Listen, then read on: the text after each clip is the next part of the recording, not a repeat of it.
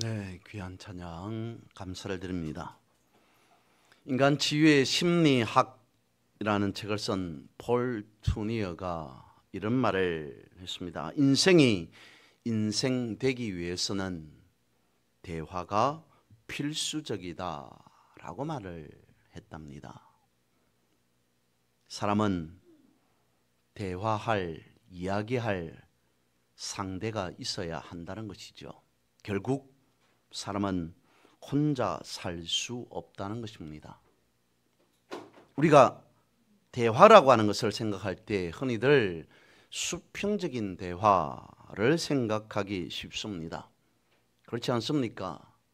어른이 어린 아이와 대화를 할 때도 어린 아이의 눈높이에 맞춰서 말을 해야만이 아이가 쉽게 알아들을 수 있다라고 하는 그런 말들 하면서 대화라고 하는 것은 상대방과 말을 하는 사람과의 수평적인 관계, 눈높이를 맞추는 그것이 필요하다라고 말을 합니다.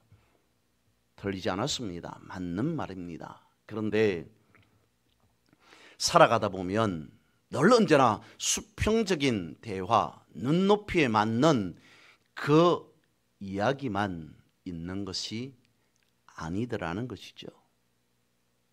때로는 수직적인 대화가 필요하다는 것입니다. 아랫사람과 윗사람이, 어른과 아이가 대화를 나눕니다. 그때 아랫사람은 윗사람인 어른을 공경하는 마음을 가지고 있어야 합니다. 이것을 보면 수평적이라기보다는 수직적인 대화가 필요하다라고 하는 이야기지 않을까 싶습니다. 부모와 자녀의 관계가 그렇더라는 것이죠. 부모를 향한, 어른을 향한 공경에 열린 마음이 전제되어야만이 대화는 비로소 가능할 수도 있습니다.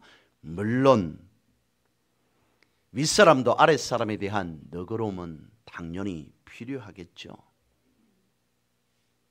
한 어린 아이가 어머니 등에 업혀 있습니다.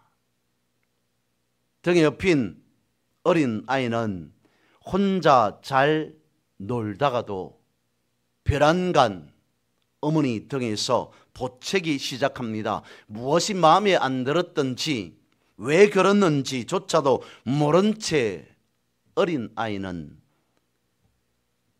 엄마의 등을 두드리며 또한 발버둥을 치기 시작합니다. 고함도 내지릅니다. 그럴 때 아이를 업고 있는 어머니가 아이를 내팽개쳐 버린다면 어떨까요? 세상에 그런 어머니가 있겠습니까? 분명 등에 업힌 아이와 아이를 업고 있는 어머니 사이에 어른들이 말하는, 사람들이 생각하는 그런 대화는 오고 갈 수 없습니다. 아직 자신의 의사표현을 말로 할 수 있는 나이가 아니기 때문이죠.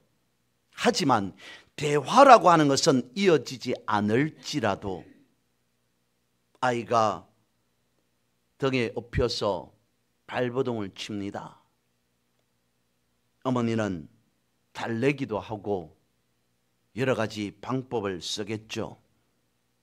그러면서 분명 대화는 아닐지라도 의사소통, 그것은 둘 사이에 이어지게 됩니다. 이것을 두고 수평적인 대화라고 할 수 있을까요? 다른 것이 아닌 우리와 하나님과의 대화를 생각해 보자는 것입니다. 우리와 하나님 사이 수평적인 대화 아니면 수직적인 대화, 어떤 대화가 있어야 하는 거겠습니까? 피조물인 사람이 창조주인 하나님을 향해 큰 소리칩니다. 대들기도 합니다.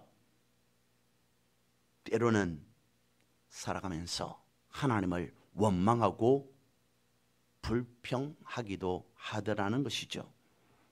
그렇다고 하나님이 사람을 내팽개쳐 버립니까? 아닙니다. 하나님과 사람 사이도 어머니와 아이와 같이 명확한 대화는 오고 가지 않을 수 있습니다. 하지만 분명한 의사소통은 이어지죠. 하나님과 우리와는 부모와 자녀의 관계입니다.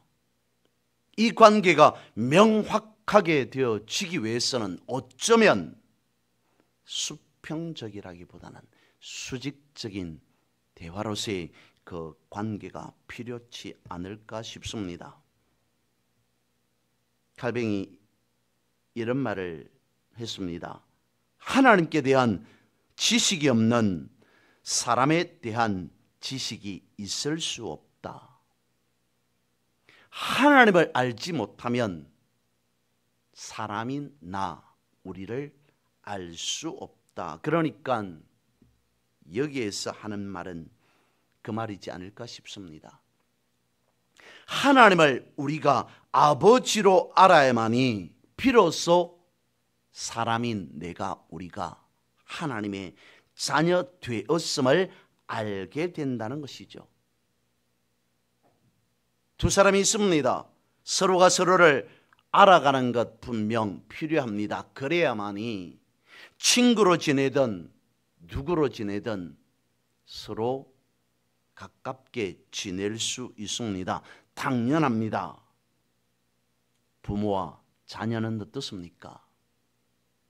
아버지를 알면 반드시 내가 아들, 딸, 자녀 되었음을 깨닫게 되어지더라는 것이죠. 예수님께서도 그것을 말씀하셨습니다.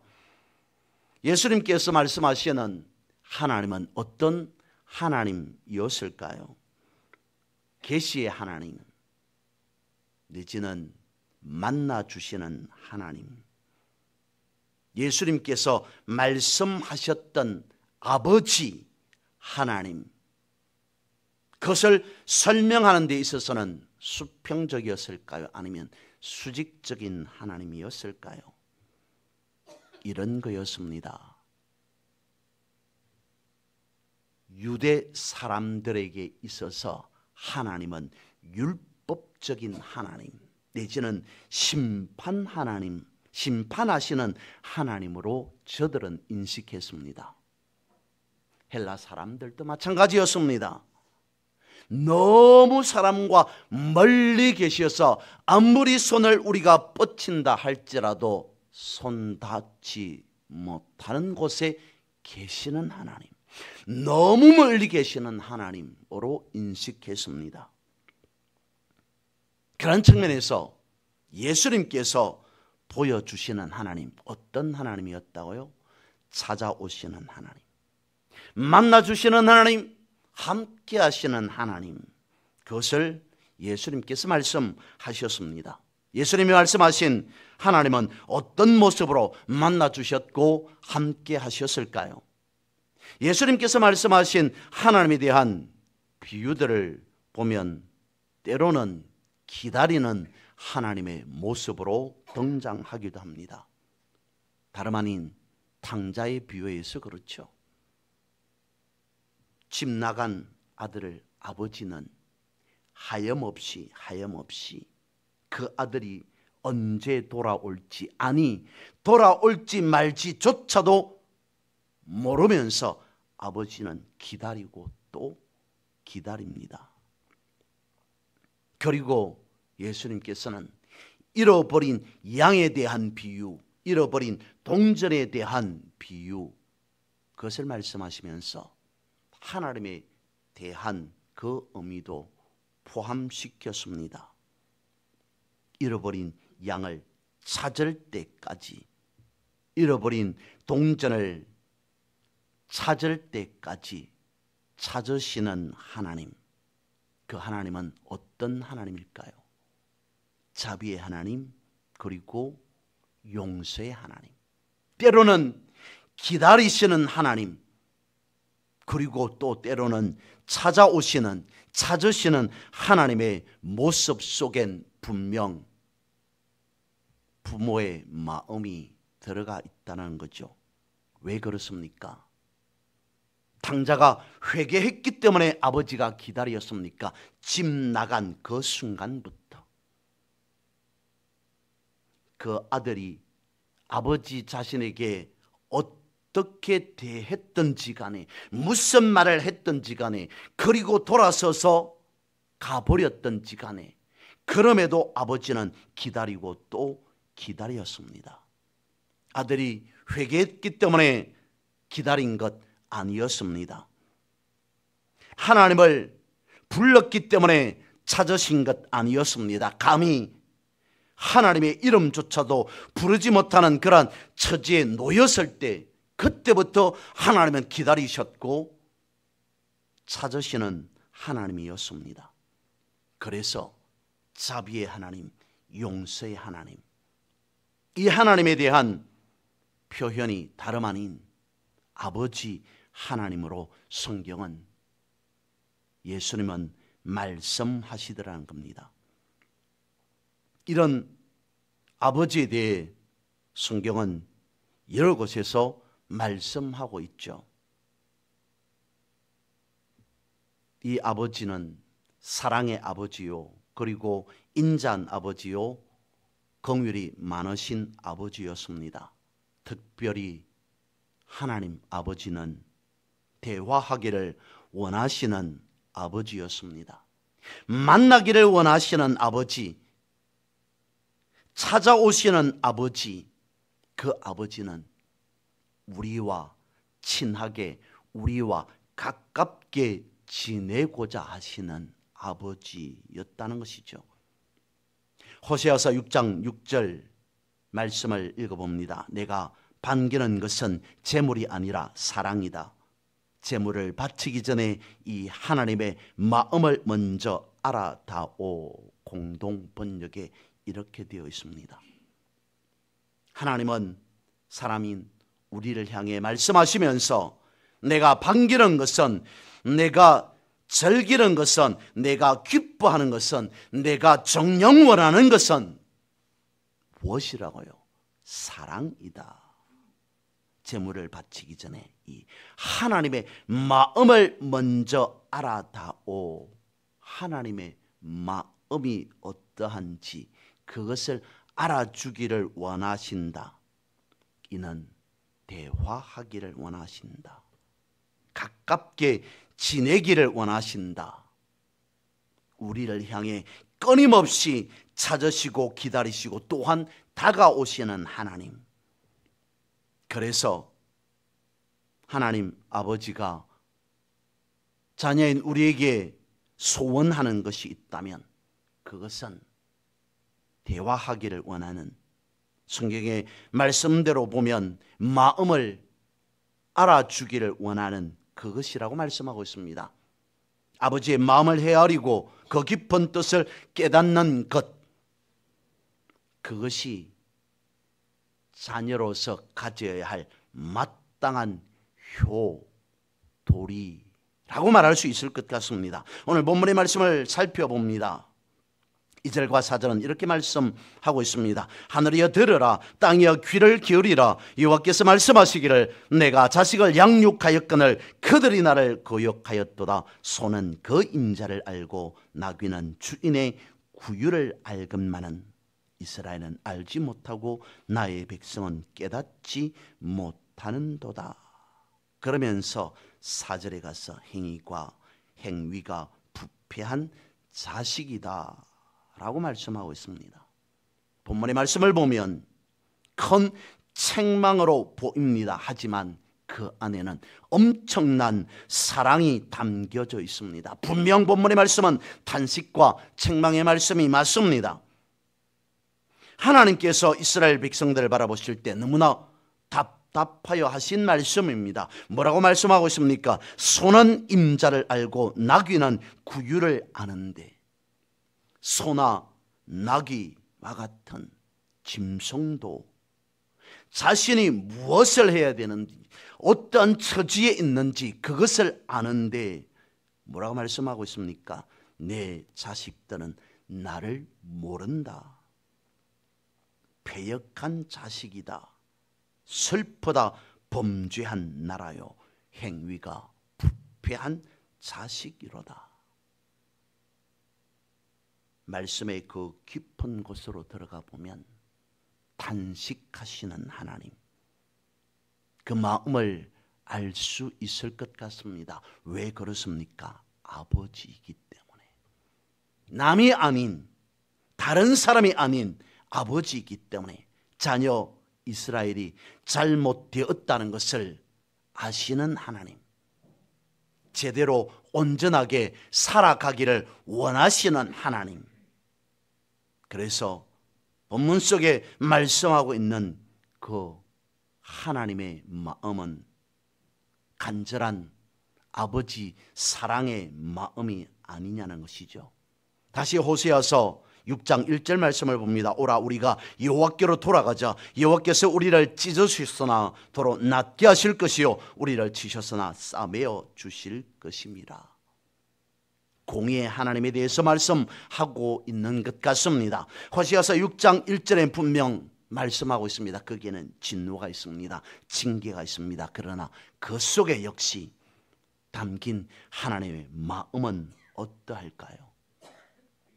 어떤 하나님의 마음을 성경은 호세아서 6장 1절은 말씀하고 싶은 그겠습니까? 낫게 하신다. 싸매 주신다. 고치시고 치유하시고 회복해 하시는 하나님, 우리를 끝까지 사랑하시는 하나님.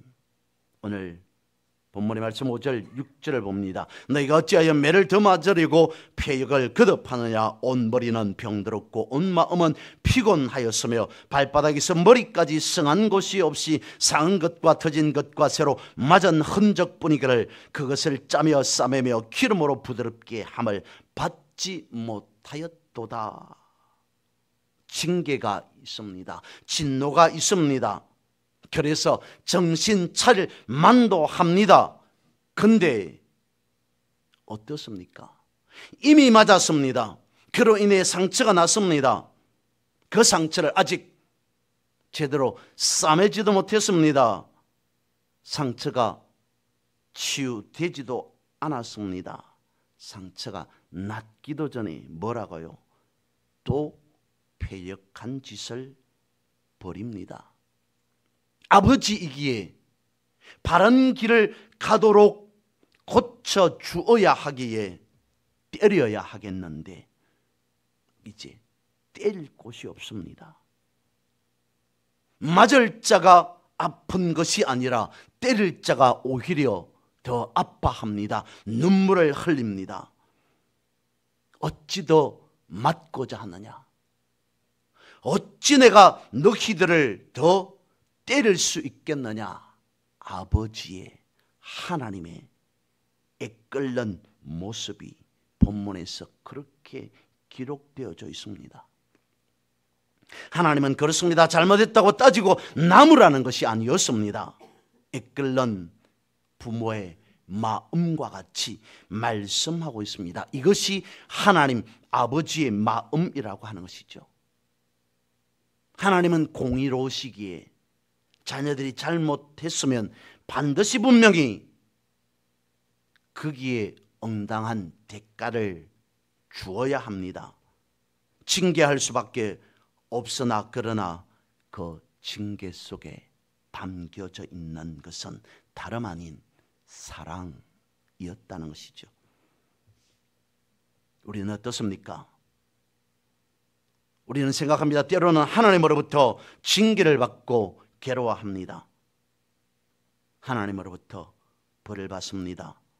그렇게 생각하면서 살아갑니다. 그런데 징계하시는 하나님 아버지의 마음을 짐작하려고 헤아리려고 하지 못하였던 것이죠. 그래서 말씀하고 있습니다. 어찌 매를 더 맞으려 하느냐, 그만큼 맞았으면 되지 않았느냐. 안타까움을 헤아리지 못하는 그 마음, 그것을 담아서 성경 말씀하고 있습니다.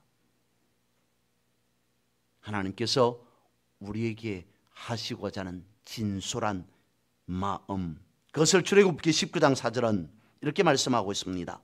내가 독수리 날개로 보함같이 저를 보호하셨다, 우리를 업으셨다라고 말씀하고 있습니다.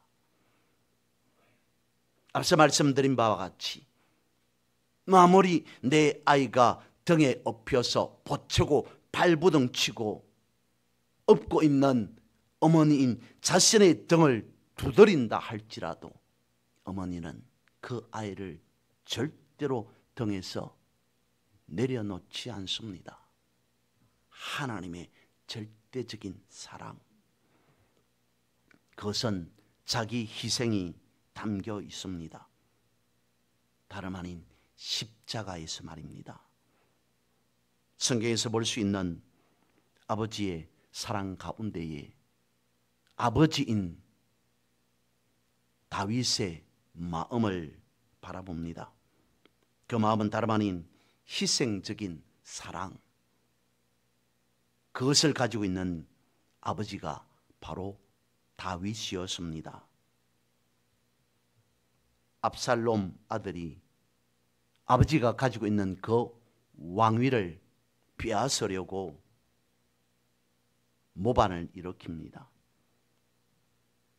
아들이기에, 아버지이기에 아들의 잘못을 단번에 꾸짖을 수 있습니다.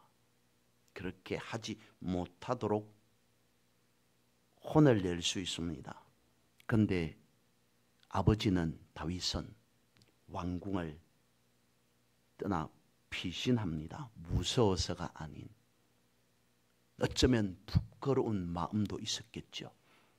내 아들이 나를 거역하고 있으니까, 해서는 아들로서 해서는 안 될 일을 하니까. 하지만 그것보다 아버지 다윗은 아들을 사랑하는 그 마음이 더했을 겁니다. 아니, 아들을 사랑한 그 마음뿐이었을 겁니다. 도망다니는 아버지를 압살롬은 끝까지 추격합니다. 결국 그 일당들은 요압의 손에 넘겨지게 되죠. 어느 순간 아버지 다윗은 자신을 죽이려고 쫓아오는 그 자녀가 잘못되었다는 소식을 전해 듣고 애통해합니다. 사무엘하 18장 33절에 이렇게 되어 있습니다. 내 아들 압살롬아, 내 아들 압살롬아, 차라리 내가 너를 대신하여 죽었다면 압살롬 내 아들아, 내 아들아. 이것이 하나님 아버지의 마음이 아닐까 싶습니다. 다윗의 진정한 부모의 사랑, 다윗이 쫓아오는 자신을 죽이려고 달려드는 그 아들을 향해 피해간 이유, 다윗이 가지고 있었던 진정한 부모의 사랑, 그것은 어디에서 출발했을까요? 다름 아닌 하나님으로부터 나온 것이지 않을까 싶습니다. 하나님으로부터 시작된 그 사랑, 하나님으로부터 배웠던, 아니 몸소 익혀왔던 그 사랑, 그것을 다윗은 평생 놓치지 않고 사울이 되었던, 아들 압살롬이 되었던, 누가 되었든지 간에 하나님의 그 사랑을 배웠기 때문에 그는 친히 아들 압살롬을 향해 그런 모습을 보였던 것이 아닐까. 여러분, 우리의 삶 속에서도 한없는 하나님의 사랑을 받는 자녀된 그런 여러분이 되시기를 주님의 이름으로 선포하고 축복합니다.